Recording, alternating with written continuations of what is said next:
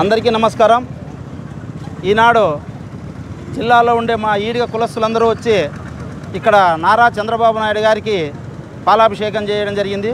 ఎందుకనగా ఆనాడు ప్రతిపక్ష నేత హోదాలో మా కులానికి రిజర్వేషన్ కల్పిస్తామని మాట నిలబెట్టుకొని 10% రిజర్వేషన్ కల్పించడము నిజంగా మా కులానికి ఆర్థికంగా చేయూతనిచ్చినట్లని చంద్రబాబు నాయుడు గారికి ధన్యవాదాలు తెలియజేస్తున్నాం.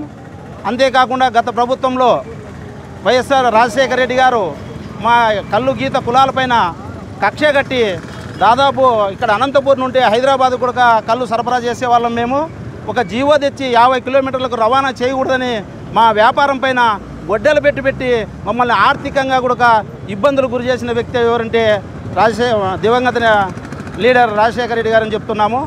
అదే కాకుండా ఈనాడు తెలుగుదేశం పార్టీలో నారా చంద్రబాబు నాయుడు గారు మా ఈడిగ కులస్తులను గుర్తించి ఆనాడే సొసైటీలకు అన్నిటికీ కూడా 5 ఎకరాల భూమి ఇవ్వడం కూడా జరిగింది. ఆ భూమిలో ఈనాడు మేము రిక్వెస్ట్ చేస్తున్నాం సార్, సీఎం గారు ఆ భూమిలో ఉచితంగా మాకు బోర్ వేయించి ఈత తాటి ఖర్జూర చెట్లు ఉచితంగా ఇచ్చి మా కులాన్ని ఆదుకోవాలని చంద్రబాబు నాయుడు గారికి తెలియజేస్తున్నాం.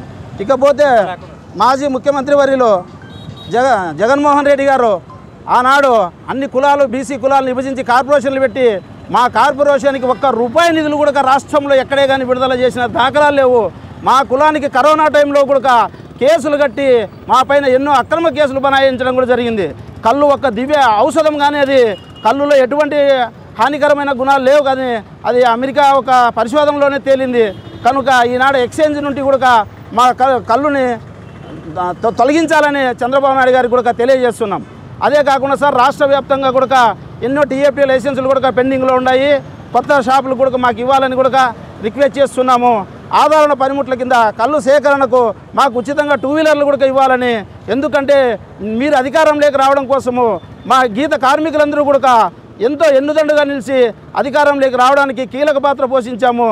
రాష్ట్రంలో ఉన్న మా 5 ఉపకులాలు ఈడిగ, గౌడ, సెట్టిబలిగ, సీసాయన, యాత, అదే కాకుండా ఇక్కడ అనంతపురంలో కూడా కొత్తగా ట్యాపర్స్ అందరూ కూడా ఉన్నారు.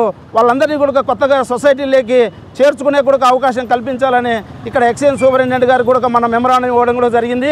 అందులో భాగంగానే జిల్లానే కాదు రాష్ట్ర వ్యాప్తంగా ఉన్న కల్లుగీత కార్మికులందరికీ కూడా సొసైటీలో భాగాలు కల్పించి వాళ్ళ కుటుంబానికి ఆర్థికంగా ఆదుకునే విధంగా చేయూతనివ్వాలని కూడా ముఖ్యమంత్రి గారి దృష్టికి, ఎక్సైజ్ మినిస్టర్ కొల్లు రవీంద్ర గారి దృష్టికి కూడా తీసుకెళ్తాం.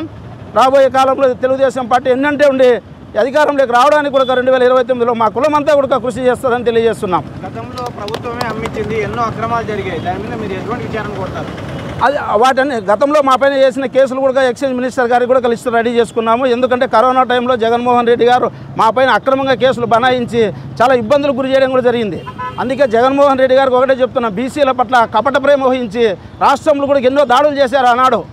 ఈనాడు మాకు ప్రభుత్వం ఎన్నుదండు నిలిచి మాకు చేయూతనిచ్చే చంద్రబాబు నాయుడు గారు ఎంతో సహకారం చేశారు కాబట్టి ఆయనకు మరొకసారి మా కులం తరపున ధన్యవాదాలు తెలియజేస్తున్నాం. గతంలో ప్రభుత్వమే అమ్మించింది, ఎటువంటి ఇది జరగలేదు, ఇప్పుడు దోచుకునే దానికోసమే అంత ప్రైవేట్కి ఇస్తున్నారు అంటున్నారు. దానికి ఏ విధంగా ఆయన రాష్ట్రంలో ఇప్పుడు బ్యాంకులు ఎక్కడైనా కానీ 49,000 ఎక్కువ దాటితే pan card, Aadhaar card mention చేయమంటారు. రాష్ట్రంలో 26 జిల్లాల్లో స్వయంగా ఆయన షాపులే ఆయన నకిలీ మద్యమం పెట్టి ఎంతోమంది ప్రాణాలనే డైరెక్ట్గా ఆయన తాడేపల్లి అకౌంట్కి డబ్బులు జమ చేయడం. ఈనాడు చంద్రబాబు నాయుడు గారు ప్రజాక్షేత్రంలో ప్రజల పాలన కాబట్టి ప్రజల ఎన్నుదండుగా నిలిచి ఇంతమంది మా అందరికీ కూడా ఉపాధి కల్పించే ఈనాడు మా అందరికీ జీవనోధారం చేశాడు. ఆనాడు రాష్ట్రంలో సంపద అంతా ఆయన ఒక్కడే దోచుకున్నాడు.